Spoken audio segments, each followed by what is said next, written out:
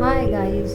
जैसा कि आप सबको पता है कि अभी शादियों का सीज़न चल रहा है। ऐसे में मेरे घर में बहुत सारे कार्ड रखे थे, तो आज मैंने सोचा कि इन कार्डों से क्यों ना घर को डेकोर किया जाए।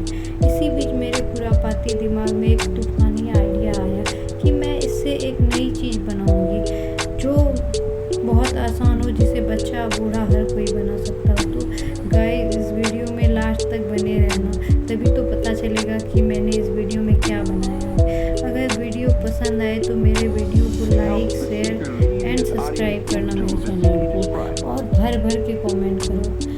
आपके कमेंट से हमें मोटिवेशन मिलता है ताकि हम इससे भी अच्छा वीडियो बना सकें।